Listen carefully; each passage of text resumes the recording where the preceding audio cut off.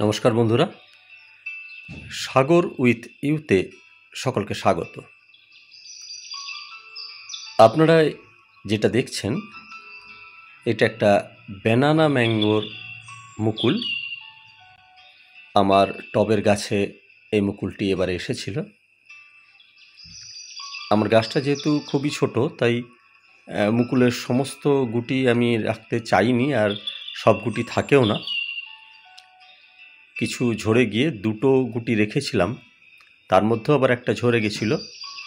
এই একটি আমি রেখেছি দেখার জন্য যে কেমন হয়, এর টেস্ট কেমন, এর সাইজই বা কী হচ্ছে। এই দেখুন, আমটি কিন্তু বেশ ভালোই সাইজের হয়েছে।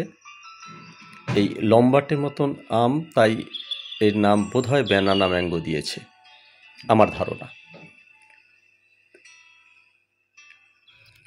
এই আমটি আর কিছুদিন পরে জাস্ট একটু কালার এসেছিল। এই যে দেখুন, এই সময় আমরা গাছ থেকে এটাকে কেটে ফেলেছি। কারণ একটাই, এটা গাছে পাকাতে পারলে আরও সুন্দর হতো, আরও ভালো টেস্ট পাওয়া যায়। কিন্তু আমার এখানে চোরের খুব উপদ্রব, সেই চোরে কিন্তু এটা চুরি করে নেবে। এই সেই চোর যে আমার সব ফলগুলোকে চুরি করে নিয়ে যায়। এই কেটে নিলাম, নিয়ে এবারে এইটাকে আমরা একটু ওয়েট করে দেখে নিই।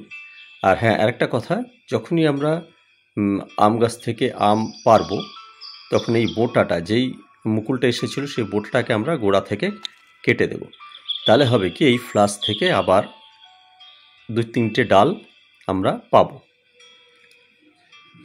এবার আমরা আমটাকে ওয়েট করে দেখে নিই কতটা ওয়েট হচ্ছে।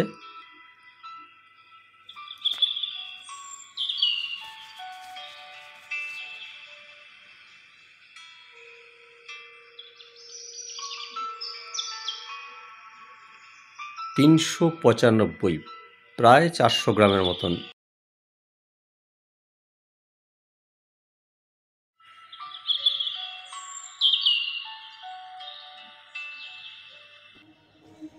এই দেখুন, এই আমটা আমি কাটার পরে 4 দিন ঘরে রেখে দিয়েছিলাম। দেখুন কি সুন্দর কালারটা এসছে। দেখুন, আজকে এটাকে আমি কেটে এর টেস্ট করে দেখব কেমন।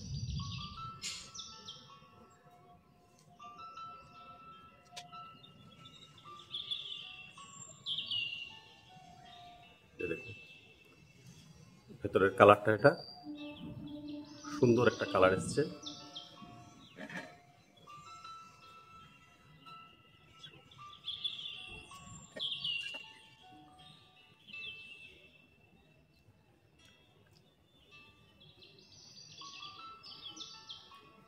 মোটামুটি মিষ্টি, কিন্তু স্মেলটা খুব সুন্দর।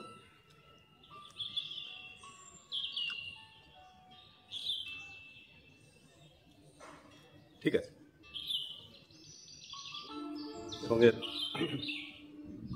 আটিটা দেখি কতটা পাতলা।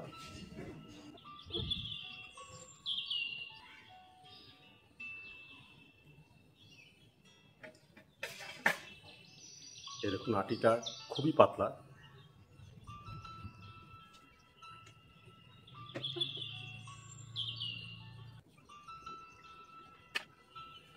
এই দেখুন,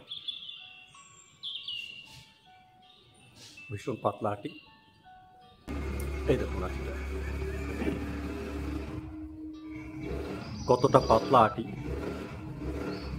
দেখে বুঝতে পারছেন। কাজে এই আমটা আপনারা আপনাদের ছাদ বাগানে একটা রাখতেই পারেন, খুব ভালো একটা জাতের আম। আজ তবে এইটুকুই।